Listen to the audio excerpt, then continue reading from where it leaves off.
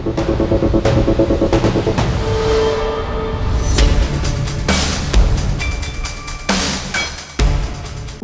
মাঠ থেকে ফসল নেয়ার সুবিধায় বিভিন্ন জায়গায় খালের উপরে নির্মাণ করা হয় অন্তত 14টি সেতু। এজন্য খরচ হয় 7,73,00,000 টাকা। স্থানীয়দের অভিযোগ, সেতুগুলো সরু এবং দুই পাশে সংযোগ সড়ক না থাকায় কোনো কাজেই আসছে না তাদের।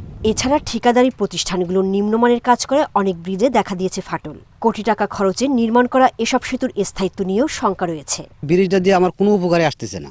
ওপার থেকে মারলে এপার আসতে পারছি না, এপার থেকে মারলে ওপার যাইতে পারছি না। মাথাত করে আগে নিতাম, এখনো মাথাত করে লওয়া লাগে। ব্রিজের এপারে কোনো রাস্তা নাই, ব্রিজ পার হয়ে আমার গাড়ি লোড দেওয়া, তারপরে কেন আবার যে কোনো ফসল লিয়া যাইতে পারে। যারা কাজ করে নিছে ঠিকাদারদের কাছ থেকে কাজ বুঝে নেয় নাই, ব্রিজ জায়গা জায়গায় ফাইটে চলে গেছে। এ বিষয়ে অনেকটাই দায়সারা উত্তর বরেন্দ্র উন্নয়ন কর্তৃপক্ষের। সেতুগুলো নির্মাণের সময় দায়িত্বরত না থাকায় মান নিয়ে মন্তব্য করতে জানান অনীহা।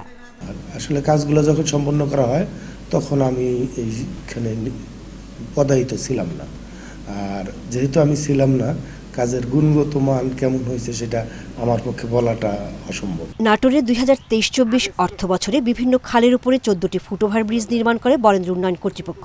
Independent news.